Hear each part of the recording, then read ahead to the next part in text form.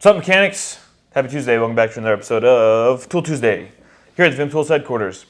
So we're coming off of a week where we had our first podcast episode and we did Tool Tuesday at the other, what we're calling studio. It's another office that we have that's kind of close to here, and we decided to use it for that purpose. And we're setting up the room. I promise you, the way that you saw it in that video is not how it's going to stay. You know, we got a table, we're getting some chairs, some lights, some decorations. It's going to look a little better than it did. We're trying to figure it out. We're figuring it out. It's slowly happening. We're dedicating one day a week to figure that part of our little journey out. Yes. But something else we want to say is that we are new to podcasting and interviewing in general. So if we are, one of the complaints from the podcast episode was that we were interrupting Clay a lot. And we talk a lot, right? Yeah, we do talk a lot, and we're going to cut down on that. If we're going to interview somebody, we need to realize that, you know, we're there to interview them. We're going to ask them questions and let them speak. But you also got to understand that we have known Clay for some time now, and we talk every day. It'd be like you talking to your buddies, drinking beer or whatever on your porch, you know, on a Friday afternoon. Yeah.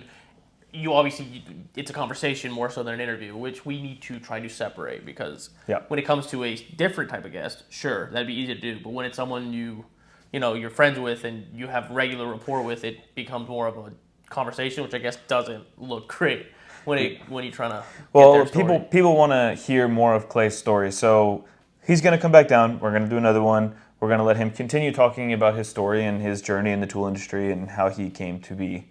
So stay tuned for that. But again, we got his next trip down here planned. It'll probably be next month, or this month at some point, maybe the end of this month. Soon enough, we will have Clay back down here. We'll do another episode. But it's a learning curve. We'll get there. I understand a lot of people are frustrated with it, but guess what? The beauty of it being Clay is that we have Clay here at least once a month, so you can get this information on a monthly basis. It's not like we wasted that. We can always revisit that, which we will. But that's enough of that. Yes. So today, we're going to do a Q&A episode because it's Labor Day, or it was Labor Day week. It's Labor Day. It's Tuesday right now, and we're getting this to Clay late, so Clay, we're sorry. Yeah, it is 1 o'clock on Tuesday. But there's a lot of questions to go over, so let's go through some of them. I hope all of you had a great Labor Day weekend. Hopefully you had a day off yesterday. I know I spent it in the pool, and I about dislocated my shoulder. And I injured my knee. I'm not moving my shoulder this entire episode, because this right here is just a mess inside. It's like a bag of soup. Yeah. It hurts. It hurts real bad. See, I was at a wedding. I was getting low on the dance floor, and I didn't come back up one time. I had some alcohol in me, and I tried to jump onto a float that was not meant to be a float, and next thing you know, ARP's gone. But, you know, you live and you learn. Bunch of soft-ass MFers we are. We're getting old. No, we're getting soft. That's what's happening. Anyways, let's talk about some of these comments. I'm going to start with Tool Tuesday from last week, that was before? Yep. Okay. We'll talk about Tool Tuesday last week. Well, actually, the podcast episode came out first. We're still going to talk about Tool Tuesday, because I'm already here. So that is what we're going to do. And I'm looking for questions here. Are we going to be releasing any foam options besides black and green? I would love to do that. I would love if we could. It's just not in the cards at the moment. Again, like I mentioned, same thing with packaging or anything, really. The more colors you have of the same item, obviously the more inventory you have to carry. And at what we're selling, obviously the green would be the most. You'd have to forecast for the other colors and keep double, triple, quadruple the inventory depending on what you decide to do with colors, which is just not in the cards for Vim Tools at the moment. We are focused more on bringing in new stuff and bringing in a lot of new stuff, as opposed to bringing in the same stuff in multiple colors. Maybe, once we slow down, if we slow down, you'll see an expansion of colors. Until then, green is our color. We're sticking to it. I understand a lot of people don't like it. If you don't like it, I'm sorry. But maybe in the future, you will see more color variations of Vim products. You just got to give us time. And space. Time and space. We need inventory space is what we need. Someone did mention that they like the way we talk at each other. They get to the point, or we get the point across in an easy to understand way, and we have a laugh about it too. That is just because, we've known each other for so long. We've known each other for 15 years now, and we've been friends the entire time. So you develop, like I said before, it's a rapport that we kind of get to do this on a camera. It makes it a little bit, how do I put this? Easier to... A conversation amongst friends gets to be filmed, is what this is. Yeah. It makes it a little bit easier for us to go back and forth because none of this, and I promise you, none of this is ever talked about before scripted. This is just something that we sit down, we're like, all right, we got to do this, so we do it. But he also mentioned in this comment that he wanted to know when we're getting a UK distributor. We have one currently. I'm working on making sure their inventory levels are up to par with what they need to be to service a market that big. But yes, you will be getting one very soon. Vietnamese made? No, it is not Vietnamese made. And someone did mention that they look like they're chrome, talking about the universal dual drives, and he's assuming they're not impact rated. Why not? Why make something not impact rated? You can't make something spring loaded like that impact rated because the spring itself doesn't hold up on an impact gun. That's just the nature of what it is because it's a spring. It'd be very difficult to do that because of how it works. So our spring loaded stuff is hypothetically not impact rated. You can't. Those don't go together. There are some spring-loaded impact universals, but the spring is just the spring. Well, hold on. Let me finish my thought. You know what I'm talking about when I say an impact universal that is spring-loaded. It's just a spring at the bottom that holds onto that round part, that joint. You know what I mean? And so it kind of keeps it tensioned, but not really. Whereas these springs are one through the joint this way. About? Spring-loaded impact universals. You know how there's a spring that sits at the very bottom, and you can kind of push up and down on the socket. So the spring just keeps it pushed up against the top, so it kind of keeps it tensioned. Like those are spring-loaded. Like our. I'm not following. I'm not following what you're saying. Whatever. Visually, I can't follow. Maybe they do.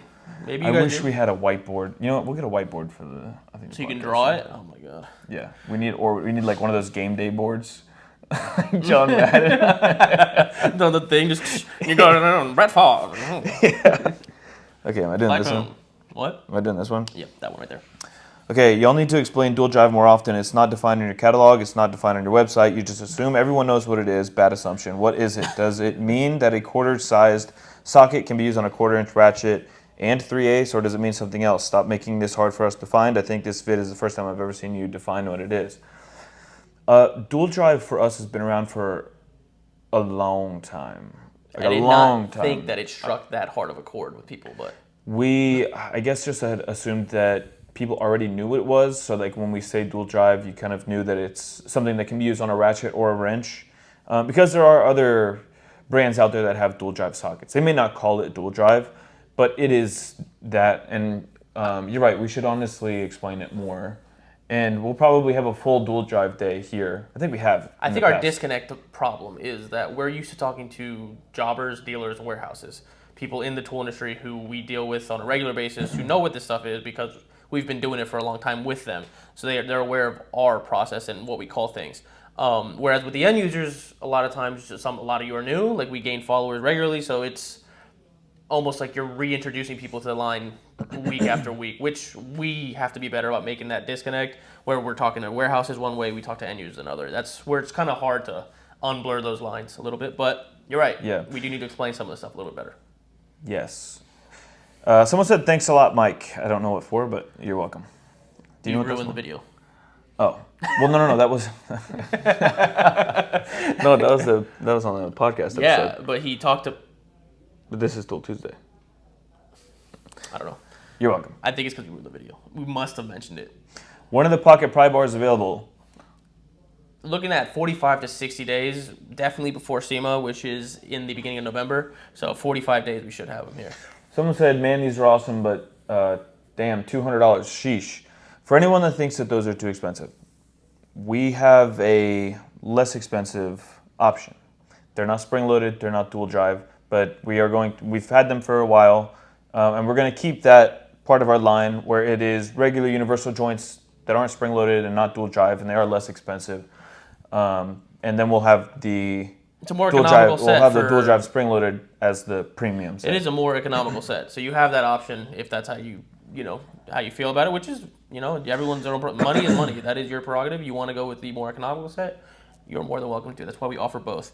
But the spring-loaded mechanism in those sockets are the reason that we have to have a price at that point because we have to warranty everything. Everything has to be warrantied on it, no matter if it's using an impact or not. and you get a lot of people using those in Impact, as I'm sure you know, which means you get a lot of them back because they're being used incorrectly, but you have to warranty them nonetheless. Now, I did remember someone mentioning something about a warranty process, you having to ship something back. You don't have to ship anything back, so I'm tired of people saying that because you don't have to ship anything back.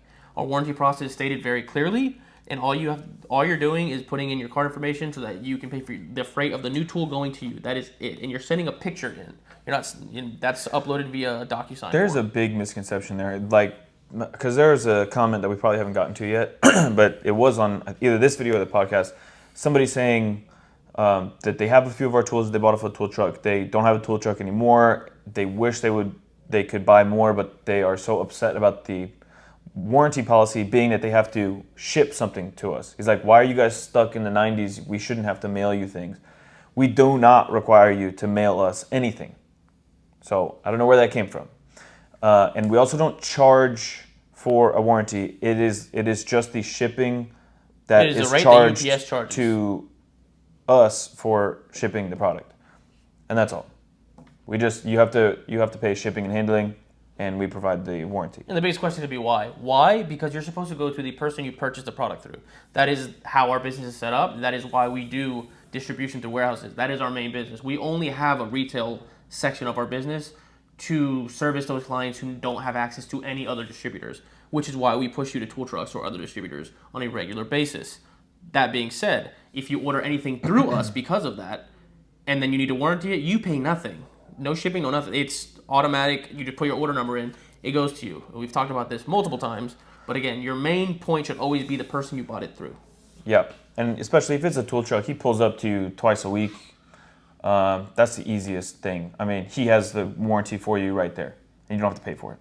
And you can also finance it. You can also haggle him on price. There's all kinds of reasons you'd want to go to a tool truck. Yeah. I'm not too fond of the metal case and in black. I like the foam inside, but I think the case should be plastic and fluorescent green. It would be very easy to spot them in a service truck, locker, congested toolbox, etc. The green would be very obvious that it's a Vim case. Lime green metal case. I really like the metal case. The blow mold cases tend to be larger. The metal cases, you can make a little more compact. But what do you guys think? Do you like the metal case on the VHC 42, or do you prefer a plastic case? I like the metal. The only downside with the only downside with the metal one is that it can scratch. Like it scratches pretty easily. Yeah, and so painted, after a while, it just looks kind of crappy. But brand new, it looks awesome. Powder coated would be cool. Powder coated green metal case. Okay. We have that, just not Vim branded. Somebody said, "What's the part number on the Clay Coon video?" I'm assuming he's talking about the universals. So the universal sets are, for the metric, is DDS-UJM 400. That stands for dual drive spring-loaded universal joint metric 400. And then for the standard is DDS-UJ 400. There's no way that's what they mean. Yep. You said what you just said. You said on that video. What? The part numbers and the way you just said it. That's why I remembered it. You said that on this video, so you must be talking about something else. If it's not, I mean, you answered it. But okay, well, if you were talking about something else, comment here and say what it was. Somebody asked again about the mini pry bars. We said about 45 days. I love my Vim tools. I just picked up your 1/4-inch master socket set, SMS 400. I think it's awesome. Does anyone else here have that set, the SMS 400? The SMS 600 and 400 are master socket sets that come in foam. We've had them for quite some time. And what do you guys think? Also, if you don't need a full master set, you want a deep, a shallow, a metric, or a standard, in either one of those, you can always buy the subsets. Subsets come on magnetic rails, and they are just the deep or the shallow in either metric or standard. Make it easier. Okay, now we're going on to the podcast where everybody wants us to shut up. And we got a lot of comments about that, which, you know what? That is constructive criticism. Keep in mind, for all of you, this is very new to us. And if people were saying, like, you know, it's a respect thing. Please do not think that we do not respect Clay. Like, it's just that was a conversation between three friends. And you cannot say that if you get in a group of your friends that nobody's interrupting each other. It's usually like a fight to see who can talk. If you're just like talking amongst friends, you guys are just bullshitting, you know. But you're right. If it's an interview podcast setting, we should let them speak. In hindsight, 2020. But I do feel that if it was someone we weren't as comfortable with in terms of friendship. Like it's just, a mechanic that came in from a shop willing to do it, who's wanting to talk. That's a different story. You let him run, you let him talk, let him do whatever, because that feels more like an interview, more formal. Put it that way. It almost felt informal, just because we had that conversation over dinner, an hour later. Yeah. A nice Vim or Wrench Wreckers banner behind you would look nice. Yeah, we're actually working on a logo for Wrench Wreckers. So we're gonna see what we come up with, and maybe we'll make like a neon sign or a banner or something. We'll definitely make it look nice and presentable. And it's if not, any it's of not you gonna be bland. watching happen to be some type of graphic designer or enjoy graphic design in any way and have an idea for a logo, please, very welcomed. Extremely welcome. Maybe we'll use yours. I have no problem doing that. As for the other end of that, banners, obviously you can import them. I'm trying to find a USA made banner or a company that makes any type of flags, banners, etc. USA. I've reached out to a few of them. None of them are willing to do customs. So if you know of anyone who does USA made banners and flags, things of that sort, who's willing to do custom things for quantities that are less than 500, I would love to work with them. But I'm having trouble myself finding them. So please, if you know anyone, let us know. Somebody said, did I comment on choosing this name? Yeah, I think you did. Because I remember we had mentioned what name should we come up with. I think Louis said Wrench Wreckers, and then some people commented and said Wrench Wreckers was a good name, so that's why we chose it. But yeah, again, we're working on a logo and a few other things to make it look nice and presentable and like an actual podcast rather than just a table and a room. So, we're working on it. But again, multiple times we've talked about it. We have full-time jobs here that are not this. So it's a weekly thing where we get one day a week to really dive in over there and figure out what we're doing. You guys would be surprised at the amount of mistakes that we make when it comes to this stuff. Yeah, like just straight wasted time. Meaning, do something, try it. You got to try to see if it works. You're 4 or 5 hours into it, didn't work. Got to undo all of it. Yeah, we did a 2-hour podcast with Clay on Wednesday, was it Tuesday? Tuesday. When he went to go edit it, turns out they were in different frame rates, so the audio didn't line up. We had to completely redo it. So there was a whole separate conversation that was had on camera that just didn't make it. That's also another reason. I think that was a more free. Obviously, the first time is always going to be the most free flowing. We had a very good conversation the first time. But we didn't necessarily talk about Clay's history in that one. We talked about other things. We just talked about a whole bunch of different things like EVs. We did talk about like some of the semi stuff and regulations that are kind of impeding its efficiency now, and so. But it was all for nothing. We'll get to that again. Clay's coming back, so we'll get to that again. Of a disgruntled employee. No, I'm kidding. I said, fuck these guys. 60. Yeah, that was upsetting. That was a lot of time wasted. Yeah. But it is what it is. And then on the second one, because we almost got it wrong the second time too. I finished the comments, so if anyone here doesn't feel like listening to rambling, the second time, my phone had died or towards the end of the episode, and so when I put my phone on charger and it came back on, the video didn't show up in my gallery. So I was like, it's not there. The video's not there. So we thought we had just done another 2 hours the next day, again for nothing. And we were like, Clay was leaving the next day. We were like, I guess we're just not even going to do this. And then later on, it showed up in my phone. So it's a learning. There's a very big learning curve that I've come to find out. Also, a different type of respect to those who do podcasts. This takes a lot more effort than I thought it would. All content is tough. It is. A lot of people don't realize the amount of work that goes into a full-time content creation account. It's insane.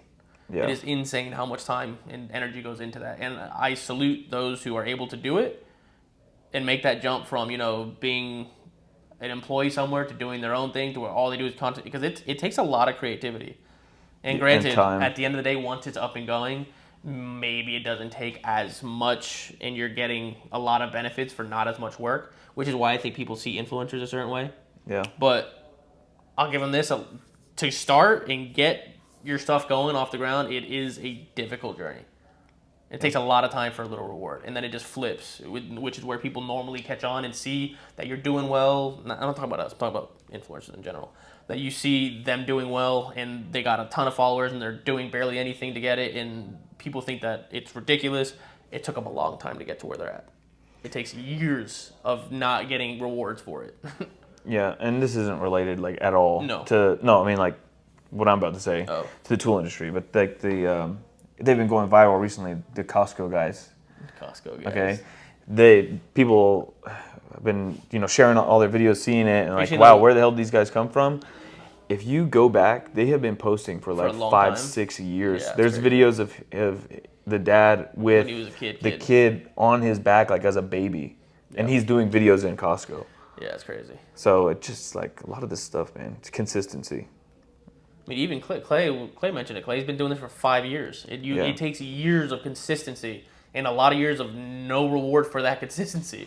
Well, long form content is a long game. That's what Clay was saying. Is like YouTube is a long game. You just got to keep going, even if your channel grows slowly. Instagram and TikTok, it's like you blow up one video where you get 20,000 followers, and then from then on, it's easy. You can gain followers like crazy. But YouTube is it takes a lot longer. And it normally helps if you're a good-looking human being. When you're a good-looking human being, it becomes a lot easier. Yeah, is that why we're not doing so well? That's why we suck at this. That's why we're trash at this. Okay, no mas. We are done with questions, and thank you guys for tuning in and listening to us ramble. And we'll see you on Friday. Peace Peace out. out.